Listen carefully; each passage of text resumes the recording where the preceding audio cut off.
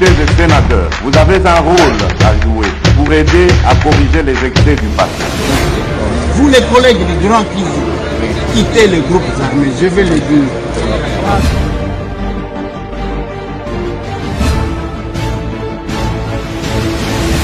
Bienvenue, mesdames et messieurs, bienvenue. Bon week-end, c'est le samedi, nous sommes les 40e, nous sommes les 3 février 2024. Masolona de Pitam Kolomouan Lelo. Assemblée nationale, je l'ai dit hier, Tosala qui Vinci, commission spéciale pour valider le mandat. Assemblée provinciale de Kinshasa, pendant que Tozo Kende pour siéger, ce lundi, les agents administratifs balobi bango bakobanda grève na bango. Masolona de Pité, bande konangai, Barwandais, bazo bomana Ruchuru. Plus de 13 personnes ligotées, égorgées. Masolona de Pité. Masolona de Pité, contentieux électoral. Batu bazo banda ko samba la cour constitutionnelle a ko banda na ba oyo suffrage na bango zelaki supprimé par la CENI. Donc c'est déjà ce lundi. Masolona de Pité bande konangai tokobeta masolo ya demi-finale oyo biso grâce à Léopard, à nos Léopards baganya ki Guinée biso tokenda ko talango tozo tala tozo bina. Masolona de Pité, il y a 7 jeunes dames portées disparues depuis le jeudi. Azomo Nanate, Bazo Lukaye, c'est une dame qui venait d'être épousée il n'y a pas une année. Sa famille, son mari, Bazan en recherche, il y a cette dame. Ceux qui m'ont amonié, à quoi signaler à Tatokomi wapi télévision, bongo, famille naye, bazala na kimia. Tokolobela échange patriotique, il y a l'élo, parce que tozala kikuna, les capables sont capables, comme d'habitude. Plusieurs adhésions. Yovanda na yo nandaku, na sima okoya koloba keso kindeko na yaza kuna et tokotala yo Masolona de Pité 5 chantiers bakanga esila to ezalaka kaka des grandes révélations dans ces numéros de l'émission Masolona de Pité. Marché central na sima ya construction et kozala ya ba congolais ou bien kozonga na maboko ya bapai. Voilà makamto lingito solola. Voilà makamto lingito solola moi rapide. Bande konangai na lingina banda na dossier à Grand Marché. Boebi que depuis maintenant 5 ans marché central bakanga yango babuka pona kotonga. Et nous avons vu ba maquette, tout le monde est bien. Mais ceux qui ont tali pona babuka marché, il y a un monsieur qui s'appelait Ali, je crois, non Hassan, un Libanais. Akomaki lokola yende mokolo marché central. Asinyaka contrat na Yandre Kimbuta Yango. Ayako tonga ba magasin akomaka bailleur. Le reste bazalaki ba locataire na ye. Tangu Jantiningo Bilambaka ye a étudié yango. Alobite d'abord marché comme salité, il faut tobuka pona totonga yasika. Pour rappel, le monsieur Hassan, c'est lui aussi, mutu akendaka kosomba cimetière à Kasavubu. avec la complicité de quelques Congolais à Lokoso. Je discutais avec quelqu'un. Alobi, mutuboya keko somanda kuna poto. Nalobi asominda kuna combien? Alobi asominda kuya $500,000. Nalobi papanda kwa poto kutu bazwa kanyongo. Na Kinshasa bazo sombaka na ba $4 millions. Awa. Na ba $7 millions. Ana Kisasa. Na limete wana na ba concession oyo ya limite industriel kende kotuna. Mais qu'est-ce que nous constatons? Batu ya Lokoso, mieux voir comme moi na Bitinda, il y a un expatrié pour kate kamabele nae. Je referme la parenthèse. Waneza historique ya Kasavu Bokolo bananga kende ko Eliezer. Mais asana kenda baye kotonga kaka. Des fois nazo swana quand même na batu nazalaka na bango. Je ne vois pas les choses de la même manière que plusieurs personnes. Na cimetière Kasavu bakabela kangai 2 parcelles. Naloba na bango nazana posa na ngote. Je suis respectueux des règles. Ndenge na zolo baboy. Je suis locataire place na Futelaka depuis maintenant 13 ans. Moutoye pananga. Je suis locataire là-bas depuis 13 ans. Na cause la peine à Lokoso ya kenazwa place moko na tonga pe labyrinthe na sala soki ndenge nini. Je me dis eloko nyonso ezaya kozwa tenga na mtu a Lokoso te. C'est ce qui fait que nous soyons différents des autres. Okomona batu balandaka batu o mitu ezo sala bien te. Onde ko Eliezer mutu boya fingi yo mutu. Je ne peux pas me rabaisser ni kolanda bango ni kocha bango ka parce que posa na bango eza monsieur tambwa cha bango ka wana na kocha bango te. Je reste villageois, je reste tambwe et le lot, chacun a une façon d'être vu par le peuple. Batunayoke la kamawa mingi. Ce sont ces gens-là qui passent le temps à suivre le petit messier sur les réseaux sociaux et venir nous faire rapport. Kolanda batu oyo balobi mitu esalaka bien te na Kinshasa yo landie na réseaux sociaux moni est grave. Batu ya bazodo do ba whisky belé na mitu. Oh, peut-être ceux qui m'ont loba, alingi le villageois de mon état. Natia yeka, non.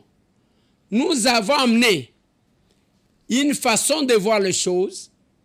Totele misa buzo batokutaka na Kisasa, ya mikolo, bazo finga maepa bana, polémique ya ba musicien, chaque mutu, atia batu na ye, ekiri na ye ba finga kamoninga, au lieu de travailler. C'est ce qui a fait qu'aujourd'hui, presque tout le monde devient chroniqueur politique. C'est l'œuvre de ces villageois. Moutouakobo elanga azate. Ceux qui moutouaboy, même batu misusu bako contredire. L'œuvre ya villageois oyo. Alongoli batu na polémique ya musique vers biloko moko ya responsable. C'est qui est plus grave maintenant. Habitude na comportement ya impolitesse na mauvaise éducation bazalaki na ngokuna baye na ngo na chronique politique yango bomona ke belé ba se porter ba candidat babimina zéro et nervosité comme ici bango maboma davantage potolobaki il faut to sala ka bémission na ba PV pour les gens qui ont une difficulté de s'affirmer dans l'opinion. Se passe pour des donneurs de leçons. Et ils s'accrochent sur ba kombo ya batu ba yebana batu ba tonga carrière na bango. pour attirer l'attention des autres. Et moi, je vais entrer là. Yonde ole kisakata na kolanda batu mitu edoka. Mitu esalaka biente etonda whisky. Et tangu bapesi lupangu na boy, ça continue là-bas, na cimetière à Kasavu. Mais tozozonga na marché. Bitumba entre Hassan na Gentini Ngobila Mbaka. Jusqu'à ce que Gentini Ngobila a gagné. Hassan a été refoulé. A combien pana bango a quitté à quel hôpital? Parce qu'il a vu qu'il a perdu le paradis. Et on a commencé à construire babouki ba magasin. Mais la société qui a gagné le marché, Pona Kotonga, Babenyango Sojema, Baowana Babani Kotonga. Pour rappel, la même société, Ndeba Tubazwaka, marché à Kotonga, marché à type K. Si le marché wane silate, ba inaugura yangote, ba tubakota nenge bakote là, c'est ça les œuvres. Oyo ndenge toyoki, c'est le conditionnel, que c'est la même société, nde mutu basalaka yango. Le loba tongi grand marché. J'ai quelques papiers ici, reçus mon quoi. Yaliboso, nous apprenons que sur 620 magasins, Oyezala Katia marché wana, 450 magasins et commis déjà na maboko abapaya. Pambate, on exigerait les conditionnels $10,000 pour na kozwa magasin. Nabete la kabino li solo awa. Ke ba Kongola mbongo bazali susute. Ba nyonso bazotia makelele, ce sont les petits commissionnaires ya bendien na ba libanais. Ba pesi commission na yeso keza ya $5,000 abengi musicien moko, a pesi 5,000 yembangai. Moi libange salaka moi bien. Mais sinon anyanya wa nyanya soit seka lumumba. Et comme ba Congolais bazana mbongo te, tangu bazo exiger bango $10,000 pour na kozwa magasin na marché, eza koloba ke les Congolais ne seront pas là. Et kotika la marché ya ba chinois, ya ba libanais, ba indien, na ba ouest africain. Et comment na ndenge ba ko se comporter? Lokola bango ba yebi koluka mbongo. A kozwa magasin, akaboli yango na ba carton. A sous-loger batu, a commis pe bailleur na ndenge na ye. C'est ce qui s'est fait ici. Si ko nazo mituna, marché wana balobaka que bako inauguré yango avant le 20 décembre. Où en sommes-nous? Sogement, quelques reçus que j'ai ici, la société de construction commence à percevoir bambongo contrat ezandenge nini yende mtu afinançaki et que le contrat ezayaka ye mtu akozwa marché abanda kofutisa nyonso comme ça récupérer mbongo. Je ne sais le dire. J'ai lancé ça, tous ceux qui sont impliqués dans cette histoire bako kakope sa biso réponse. Qu'est-ce qui se passe? Combien de magasins Basiba réservés? Et à quel prix? Est-ce que les $10,000 auto qui yangoto yangote? Oh, il y a que 450 magasins déjà, et zaba expatriés de Basiba zui. Yangoto yangote. Combien de Congolais reviendront au marché? Parce que kuna tozo mona bazo céder. C'est la question. Parce que cette distraction, yakota la makambo mboka na bino lokola makambo abatu misusu. Ezo chabiso na difficulté. Parce que bapaya, banguna bako profitaka. Tellement que bino moko bolinga Congo te, et là qu'on expliqua qui bande qu'on échange patriotique les lots, na lobby l'avantage, la serre et la cadre par excellence, et autres ba Congolais balinga risumbo kanabango. Le patriotisme c'est nous, biso. Et ça binoté. Et ça ba matu viwa nos homonate les gens qui ne font que la promotion à Rwandais.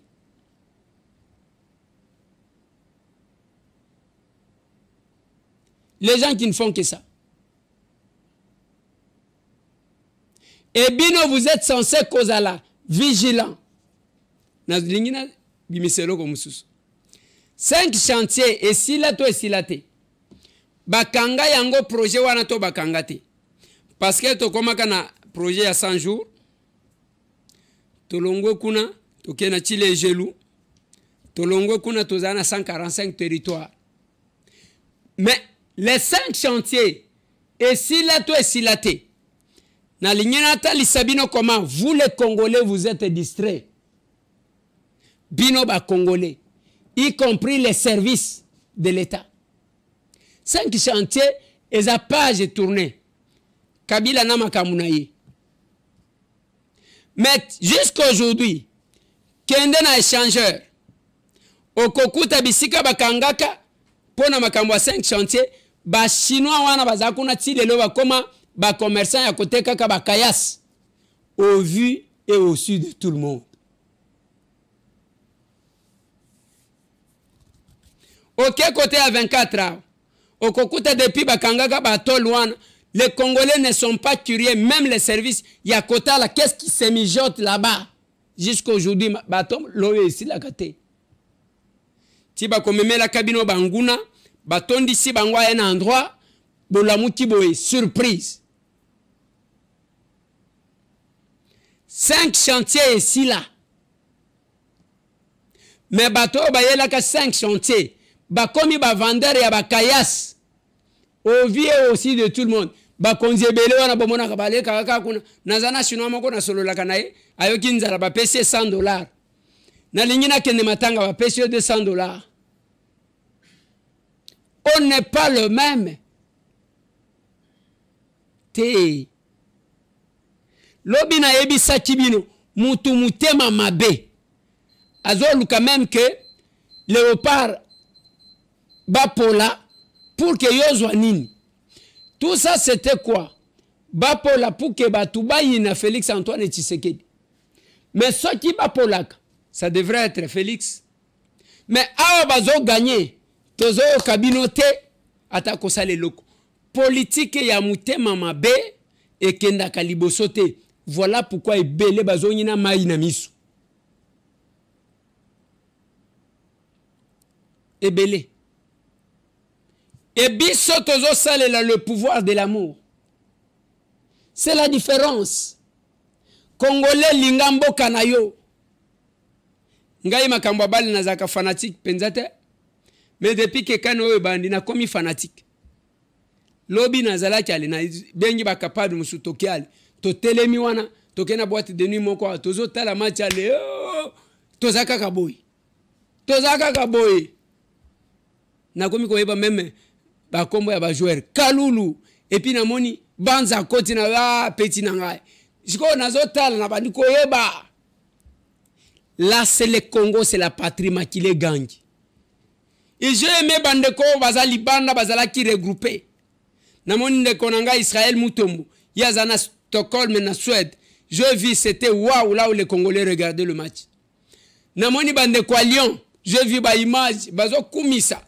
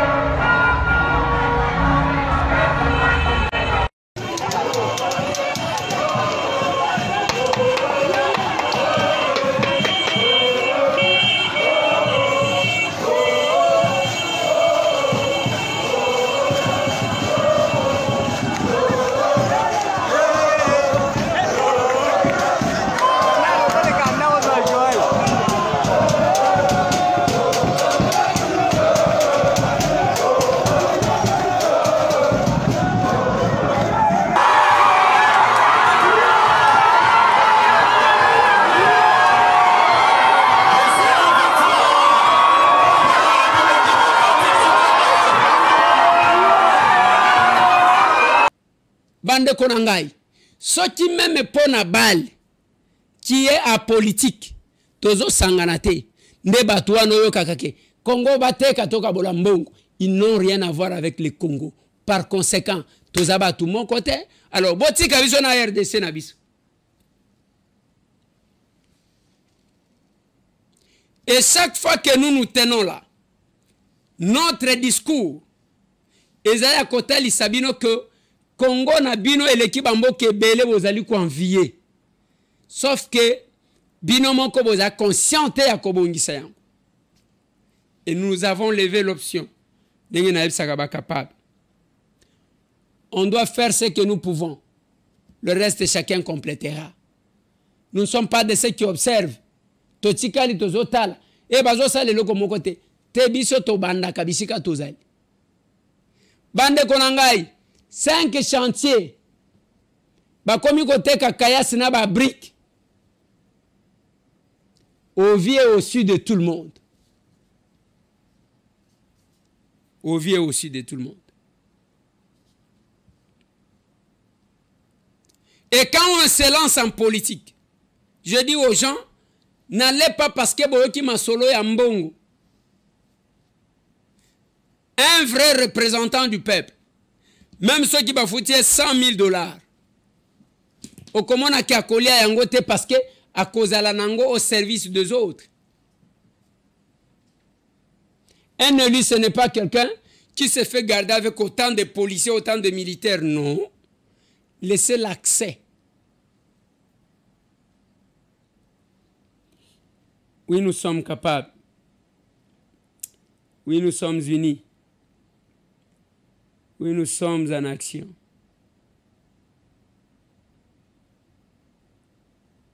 Oui, nous sommes en action. Pour même temps que Tokenda Kilobi, qu'on se faire enregistrer, l'Assemblée provinciale, Nalobaki Nabino, les élus ne sont pas les mêmes. Te tozandenge mon côté. Ezana balobeli. Ezana ba pesi.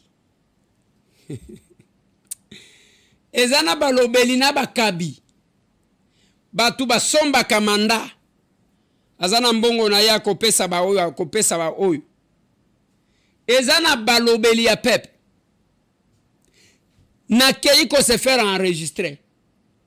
Badoléan se bandi. Et je vis la grandeur. Yamoussala. Le travail qui m'attend.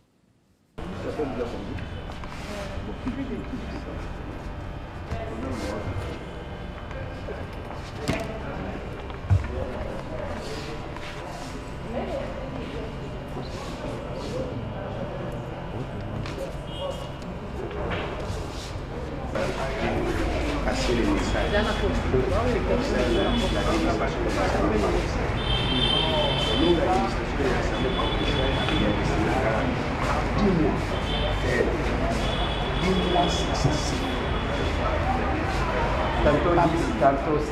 16, si on peut faire,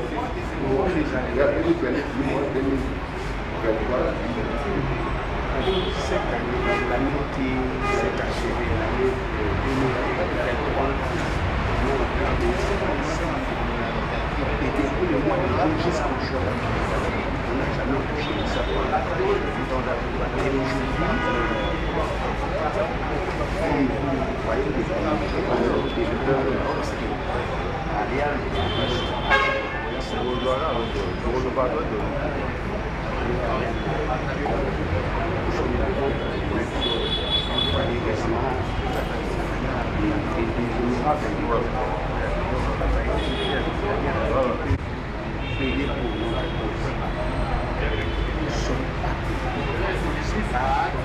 vous allez remarquer qu'à un moment, nous, c'était l'occasion de venir. Depuis le mois de juin, on a été payé seulement jusqu'au mois de mai. Depuis le mois de mars qui a été sorti. Il ne faut pas parler de cette façon-là. La totalité, c'est 16 mois. Nous sommes impayés, ça fait 16 mois, nous sommes impayés. Et nous travaillons dans des conditions infra-humaines. Donc ça ne peut plus continuer comme ça. Et nous avons estimé que cette année, pardon, cette législature, comme il y a des, comme l'a dit, vient de dire l'ami, nous avons au moins des personnalités comme vous. Je préfère même que vous optiez pour l'Assemblée provinciale de Kinshasa pour que vous veniez mettre de l'ordre dans cette ville de Kinshasa. On ne peut pas continuer comme ça. Nous travaillons ici, même vous voyez un peu comme ça, c'est parce que nous sommes cotisés pour que l'on soigne, l'on essuie, l'on nettoie. Cotisés? Oui, parce que rien n'est encore. Vous accueillir comme ça. Rien n'est encore. Rien n'est encore. Et on nous appelle de travailler dans des conditions comme ça. On n'a rien. On chasse des amis. Moi-même, je suis 4 mois, je n'ai pas payé mon loyer. Je suis malmené par ma baillesse, ainsi de suite. Et tous les amis ici, nous souffrons. Donc nous ne pouvons pas travailler dans des conditions comme ça. Donc nous exigeons que l'on nous paye ne serait-ce que 3 mois. Quand on nous paye ne serait-ce que 3 mois pour que ne serait-ce que on revienne au seuil normal. Parce que nous ne pouvons pas travailler comme ça. Ça ne va pas, ça ne va pas. Les gens, beaucoup d'amis sont malades. Il y en a qui sont morts, il y en a qui ont perdu leur épouse. Tout ça, ça ne va pas. Bref, ça ne va pas ici, à l'Assemblée provinciale de Kinshasa. Ne suivez pas tout ce qui se dit là-bas dans les télés, dans les médias, et tout ça, tout ça. Ici, c'est une catastrophe. Catastrophe ici à l'Assemblée. Nous travaillons dans des conditions héroïques. Il n'y a pas de chaise, il n'y a pas d'encre, il n'y a pas d'ordinateur, il n'y a plus rien ici. Il n'y a plus rien. Et comment voulez-vous qu'on travaille comme ça? On est où? Nous sommes quand même dans un état de droit. Nous avons des familles, nous avons des enfants à nourrir, à scolariser. Les enfants sont chassés de l'école. Et si nous disons on n'est pas payé pendant plusieurs mois, ce n'est pas le même cas pour les anciens députés. Et ont été toujours payés. Sans nous. Nous sommes tous dans une même situation, mais nous sommes aussi il y a une catégorie de gens qui sont payés régulièrement et d'autres sont la terre. Ok, c'est entendu. On va en discuter comme on est déjà là avec vous. Et on fait un saut à l'Assemblée nationale. On va... Et Kinshasa Oyo. Etikalaka Bowele la Kakoloba, je suis Kinois, celui-là est villageois T. Il faut Kinshasa, ils ont vraiment Kin label. Et je demande aux élus, aux collègues, dans la députation provinciale, Bokeba parce que Ngonga Yangoyo, j'ai appris que Zana Bamisusu Basiba Zimbongo y a 4 candidats sénateurs, yo mutumoko. Papa, on vote nani? Une seule voix, 4, aujourd'hui 4. Aujourd'hui, au Kobonganango pété. Ça ne coûte rien d'être honnête et sincère. Peuple wana oui, bokabaki bambongo na bino, mais peuple a sali le confiance. Bao ba vota kio, bango nyonso baliaki mbongo na yota. Même la Bible dit, bozu ofele, bo pesa ofele. Mais en toute conscience, toko vivre makambouana pona élection ya gouverneur. Ce qui ozana mbongo te okomeka kuna?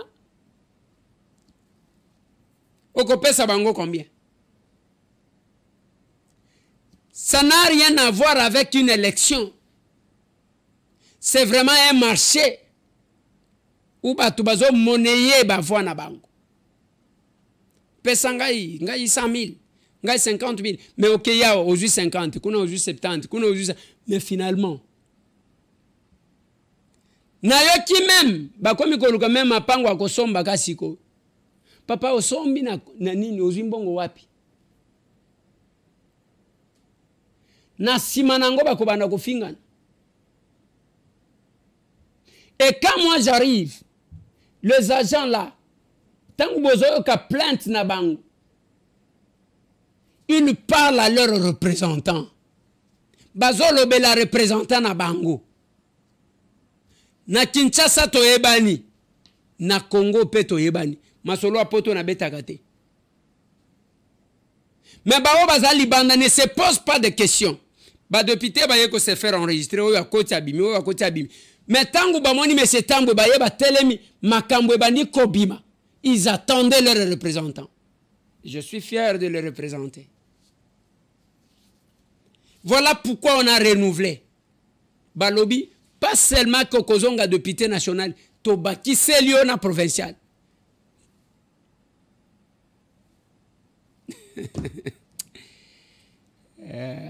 C'est Congo. Bisokande toko changer. Le Koso ya pouvoir. Batobake ko négocier na Rwanda. Bazo bomaka. Na Ruchuru. Ba Rwandais bakoti. Bake na famille ya mutu moko. Bakangi 13 personnes. Ya famille moko. Na Nyundo. Na groupement ya Busanza. 13 personnes.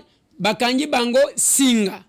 Babandi ko kata bango mitu moko jusqu'à terminer les 13 personnes. Bota la degré ya méchanceté. Et binom bango boke ko luka pouvoir pour que bo luka dialogue awa boko tana ba institution. Ça ne reviendra pas. Ça ne reviendra pas. Ngandenge na zaboui. Ba Rwandais babeta bombe. Obo sala ba vidéo wana bozo sala ba audio. Un militaire au front ne va pas faire de choses pour nous faire peur. Bisoto aliao. Ceux qui ont bela quitté la formation, qui m'a kende. Vous n'allez pas rester au front. Mais attendez, c'est quoi cette histoire-là? C'est quoi cette histoire?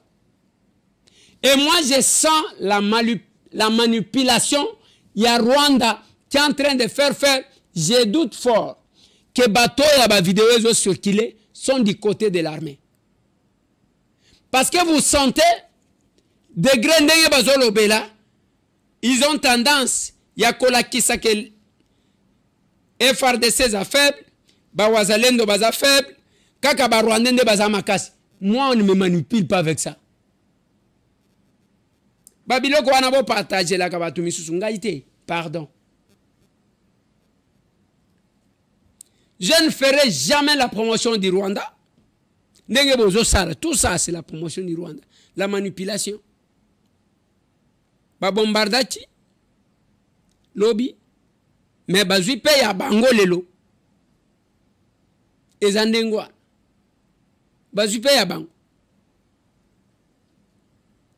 La force de notre armée dépend de notre attitude. La force yaba wazalendo, ce sont les patriotes devant de notre attitude. Biloko yaba wazalendo yo partage akate. Ya armée nabiso partage akate. Oza la première personne ya ko partage akate comme moni policier militaire moko avandi azolela yo wano partager. Aujourd'hui sont non. Nous devons faire la promotion de nos vaillants soldats. Nous devons faire la promotion de Wazalendo. Nous devons faire notre promotion. Ba émission n'est ozo salabou. O comment na yo landa kangote, ozo liga kokendeka kokota ba poubelle, okuti muto a whisky azo finga bato. Lobi Eliezer batanga di komona. Qu'est-ce que vous voulez que moi là Tambwe que je me rabaisse pour na okende ko répondre bato bazododo. Et c'est ce que vous pensez? C'est le rapport que je ne reçois pas. Mais c'est temps à construire sa personnalité, carrière naïe. Je suis à mon deuxième mandat. Pas seulement le deuxième mandat, on m'a doublé, Kiselinga pété. Pendant que les autres ont une difficulté de se faire réélire.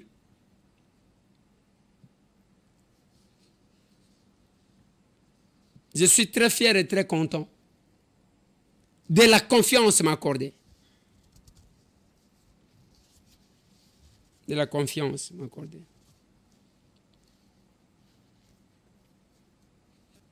Bande ko bazo kende bazo banda ko samba contentieux basu supprimer ki ba suffrage na yo okeku na osamba ozonyi Mais ce que moi j'ai dit aux capables, il n'y a rien qui dépasse votre pays, votre patrie.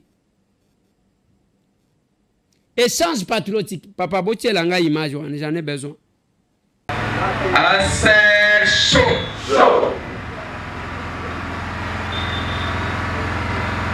Tokubanga, tokubangisa. Libanda wana ba capable bazate. Tokubanga, tokubangisa. Oui, nous sommes capables. Oui, nous sommes unis. Oui, nous sommes en nation assez. Tokubanga. Assez chaud. Tangu ozoya na parti, il faut y avoir Hollandi nini. Parce que batu bakenda kana ba parti politique na loyenge. Tokende kaka. Les tueriers. Tokende kaka. Les opportunistes. Tokende kaka. Mais ceux qui vous ont convaincu, comment vous pépez comme mayoté, ça va être. Hollandi, capable Narcisse.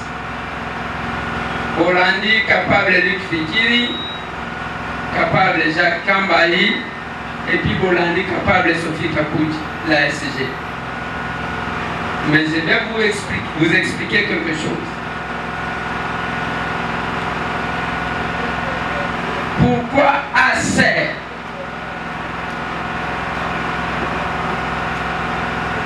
Avant ma parti politique ezalaki pena sima ya aser ba parti mususu ebini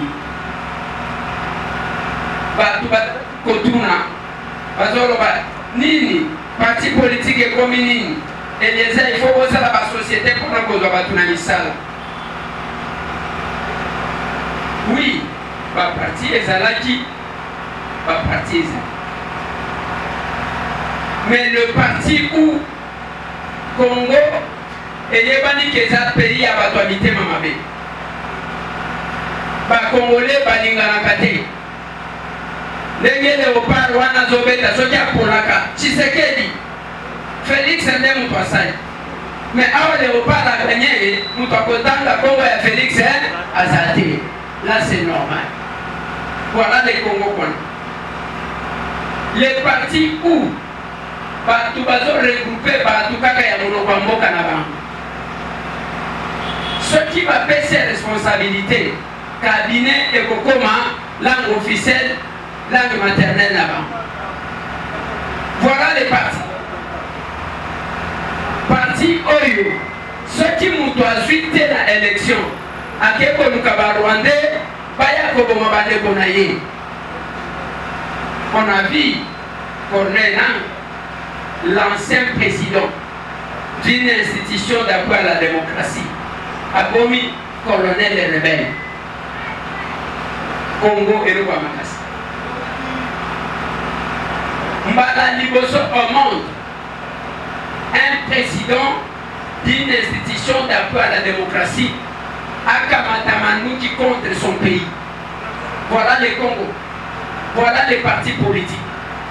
Donc il faut qu'Akale Asa, un pays où on voit Yoka Congo et Abatumoko, Koko na Bango va dominer Koko na yo, Batata na Bango va dominer Batata na Bino, Bana na Bango va préparer Bango va dominer Yabino Bana. C'est comme si on était dans un royaume. C'est ça les partis politiques que nous avons connus. Et les mécanismes mis en place, et ça y a que il fallait à tout prix se soumettre à la règle. Pas Congolais, et vous allez constater les réseaux sociaux et Zakapofinga. Il n'y a rien, il y a Congo. Mais là, c'est un cas par excellence. Oh, Pessibino, pour na kolinga mboka na bino. L'amour de votre pays, l'amour de votre patrie. Mutola linga kamboka na ye ne babengi un patriote. Ozoka nga madame. Un patriote. Mutoazana bolingo ya mboka na ye. C'est-à-dire, il ne peut jamais trahir ni vendre son pays pour ses intérêts. L'objet des bombes de quoi Bunga. C'est à faible distance, c'est à bombe. Les Rwandais vont bombarder. Deux bombes. Bisson de Tozokouf. Mais en complicité avec quelques personnes qui prétendent être des Congolais.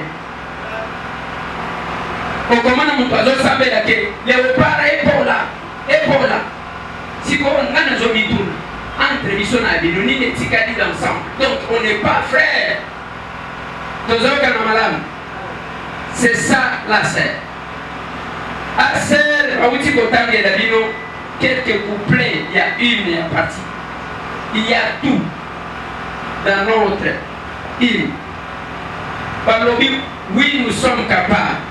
Dans notre autorité de Matosaliboui, et ça signe d'engagement, signe de la détermination. Nous sommes capables de changer les choses. Il y a Kolongo là-bas, tout la politique, et ils ont le Kindoki. Parce que la sorcellerie, en soi, ils ont pratique. Il y a Moutouazana, ma cassité, il y a Koboma Moutoumoutsoussou, il y a Zakana facilité à Koboma Ndekonaye. Et Bandoki, Balia Kamoutoua qui zénité la famille, Balia Kakamoutoua Malunga. C'est chaud. Les capables chauds. Tokobanga, Tokobangisa. Nous sommes capables de changer les choses. Nalobaka na batu kokanisa teke parce que yo botamana yenda zala kandeko na yo. Les premiers crimes selon la Bible au monde, les Caïn aboman de konaye propre. Elle m'a comme toi nous au bois qui ça, n'a qu'au protéger yo. Elle m'a comme de konayo mususo kanga makanaye, aluka kake yo kufa, aweli na bilo konayo. On a vu ça aussi. Assez chaud. Logo ya assez yango. Action commune pour la République. Unité, travail, patriotisme. ACR. Les roues dentées. Les flèches. C'est ça nous, ACR. Et Oyomoni, tout ça la débat tout en se complétant. Parce que c'est le parti qui est censé porter. Yango Tobenga na camarade T. Nakutu na dingaka. Dès que na yoki muto benga camarade na téléphone. Na kati téléphone. Tozoka na malam. Tozana ndenge tobenga na. Tozaba capable. Mais toyeba capable ba tunanu ba koti na kati te. Ndega ngo ba utiliser capable. Assez chaud. Ça, ce sont les capables. Bisoto zakaningwa. Badesio ils ont salema tous les jours. Mbongo ils ont tiama tous les jours. Bango bazolanda mbongo te. Ils sont convaincus parce que bazo monake le pays. Combien de partis? Yo meka ko senga bato mbongo ceux qui bato bakoya. Meka cha chitunga. Meka ko senga mbongo total ceux qui bato bakoya lisusu. Yangonga na lobaka un jour na un acteur politique. Na lobi yo mukolo koboya okotika kopesa bato mbongo komona mutute. Ba discours démagogique. Le lotala ba adhésion. Na linyiba tiela bino quelques maloba ya ba oba dere lelo. Pandeko oyo baye pona ko adhérer pour la première fois. Je dois informer na batu qui est capable Charlotte qui est en train d'adhérer.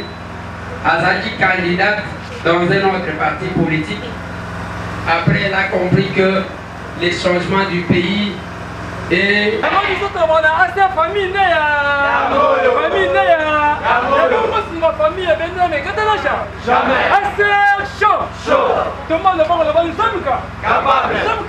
nalukaki na kati ya makanisi na nga ndenge nalandaka capable président na prouve ke ekozala malamu na baluka na commune ya Kinshasa po nauti masini na yango na ye na bandeko na nga mosusu mpona kolakisa bango ete toza lisusu esika tozalaki te tokomi aser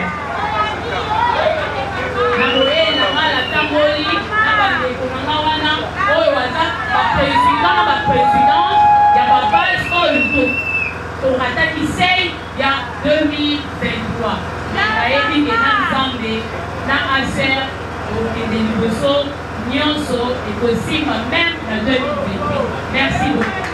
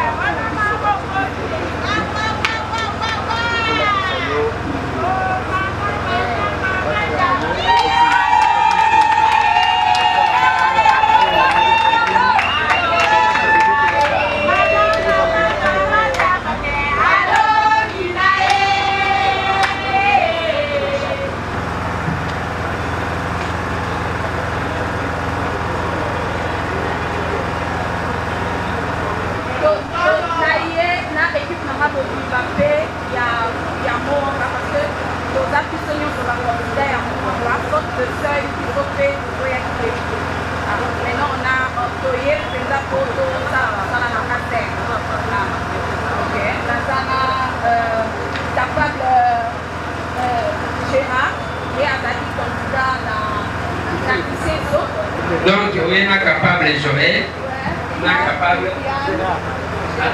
Gérard, capable de Viviane, voilà.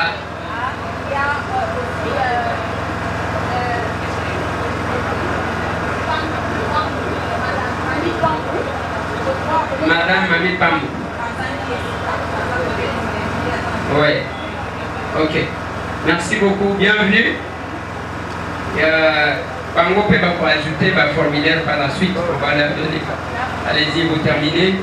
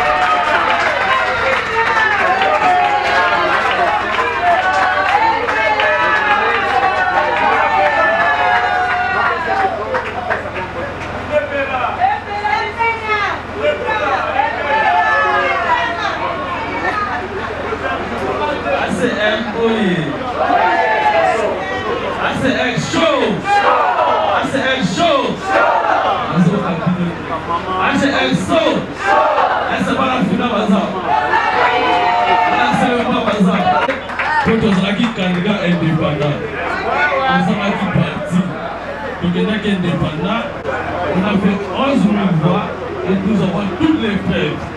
Nayango, le prochain, tout comme on va capable. Vous êtes habitués dans la cour, vous avez la preuve, l'union sans tout. Pas matin, ceux qui ont commis va capable, on va continuer à faire des bâtiments à la biseau dans la carte de la cour. Papa Mangaza Kankolongo. Kokomona tata oyo pusana. Capable Narcisse pour que vous payiez sa numéro. Pas intégrer bino na ba forum na biso. C'est le canal par excellence pour tous les message. Tokali. Alors, mieux vaut qu'on paie ça numéro, qu'on ait mangouté, paie ça numéro. Nous chantons les patriotes. Action commune 1, 2. Action commune pour la République. Faisons la politique autrement au Congo.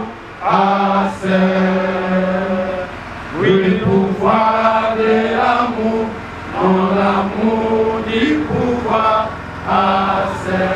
Oui, nous sommes, oui, nous sommes. Voilà. Chaque jour, Batubazo le kaka na Kabinda 102. Adhérer. Devenir capable. Capable de changer la situation. Capable de redorer l'image de la RDC et des Congolais. Capable de faire la politique autrement. Oui, nous sommes capables. Allez, je termine l'émission de ce soir. Félicitations à ba Léopard. Bande Gonabiso ya Braza. Continuez à garder le fleuve. Mais voyez que totanga kimbisi avant ya Hokende. Ah.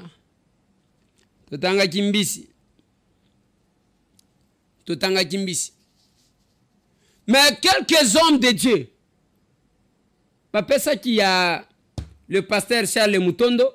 Après ça qui prophétie à Matchouan. Après ça qui n'a rien de papa tchelanga na nous prophétie wana. Parce que ce qui est simbi, il faut tout le baké simbi.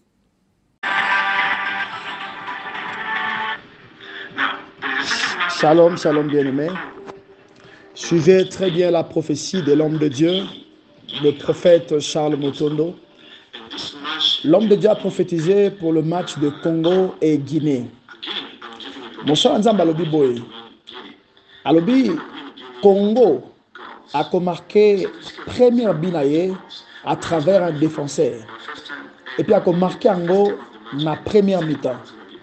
Et nous avons vu très bien que le but a été marqué par un défenseur, Chancel Mbemba. Et deuxième chose, l'homme de Dieu a dit, suivez très bien, que notre deuxième but sera marqué par Yohan Wissa au deuxième mi-temps. Et il a bien précisé le nom, Yohan Wissa. Et il a donné un détail. Alors, le défenseur de la Guinée a reçu l'erreur. Et cette erreur va permettre à la RDC de marquer son deuxième but au deuxième mi-temps par Yohan Wissa. Et nous avons vu que Yohan Wissa a marqué le but au deuxième mi-temps par l'erreur de la défenseur de la Guinée. Et suivez très bien. L'homme de Dieu a ajouté à lui, Congo a gagné Guinée par écart, il y a 2 buts, donc 3 buts à 1. Et nous avons vu, le Congo a marqué 3 buts avec beaucoup de précision de ce que l'homme de Dieu avait dit. Un défenseur congolais, Chancel Mbemba, a marqué au premier mi-temps, et un attaquant, Yohan Wissa, par l'erreur d'un défenseur guinéen. Bien-aimé, ça c'est une prophétie authentique que l'homme de Dieu a dit, et c'est accompli exactement. Nous avons un grand prophète parmi nous. Nous avons un messager du Seigneur. Bien-aimés, suivez-nous, suivez l'homme de Dieu. Sa parole s'est accomplie. Suivez-nous sur YouTube, sur Facebook. Vous allez voir beaucoup de choses que cet homme fait avec Dieu. Son Dieu est vivant, son Dieu est réel. Voilà. Et le pasteur Kabundi Walesa, à partir de chez lui, l'équipe Babengiye, azobonde la bango na téléphone na vidéo.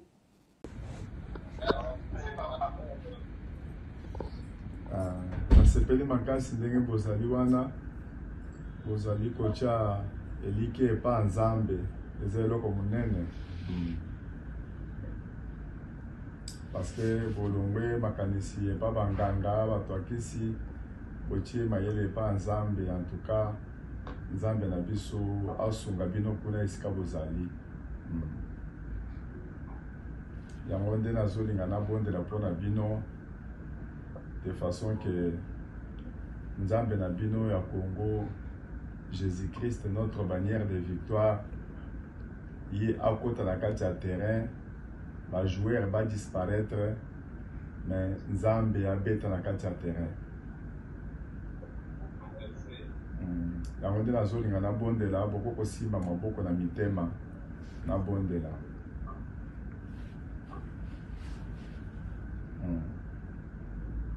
Seigneur Jésus-Christ, tozali kopesa yo merci ozali nzambe.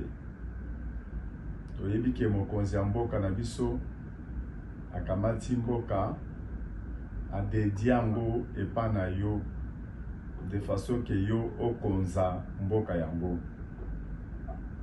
Eke biso pe tokendeki na stade, tosambeli na centre ya stade pona kobimisa biloko nyonso mabe bakundaki oye bandaki kofrene ou bien kosala sabotage na mboka mobimba pe na équipe nationale na biso.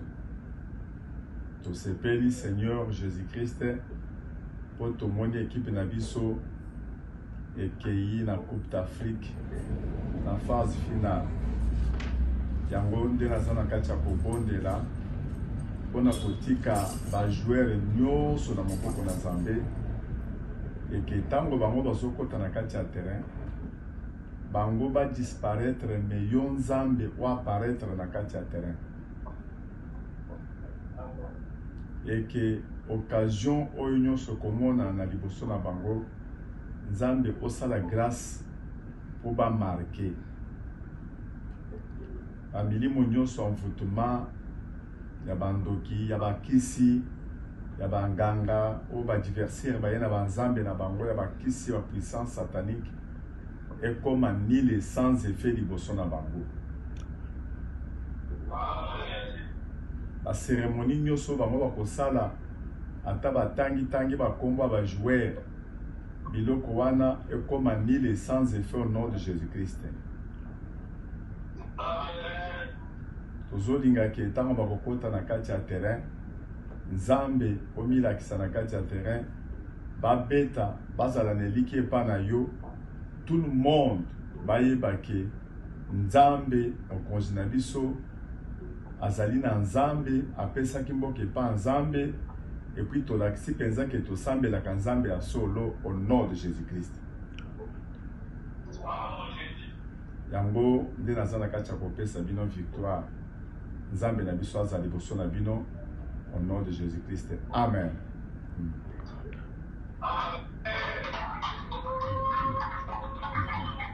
Merci.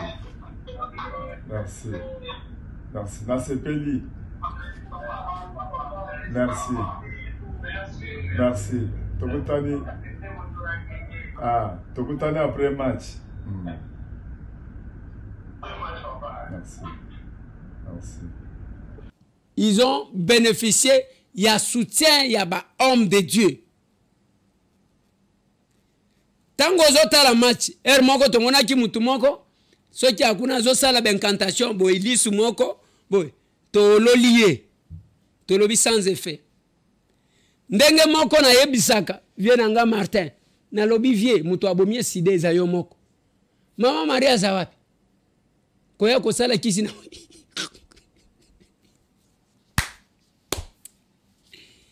to sala ba marche na mboka oyo na vie nanga Martin wana des fois ba politicien mususu ba tiaka munoko bazo tima bazo tika biso na balabala avec ce vieux là. Voilà pourquoi je les respecte. To zaki ko kene ko luka ba mama ba koko ba modèle wana basala ka ba théâtre ta. Non mon vieux Martin. Yangote. Le Congo bakabela ngo Nzambe ata bitumba wana, c'est Dieu qui va se battre.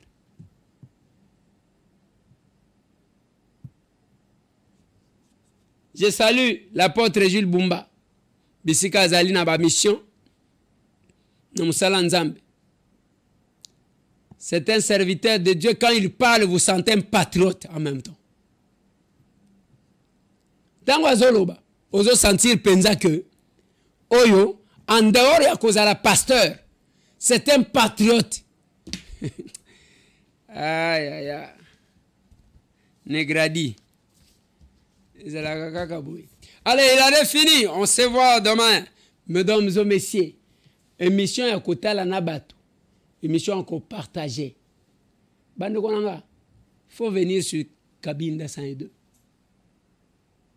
Oyo Kabiloko, en face. Tout le monde.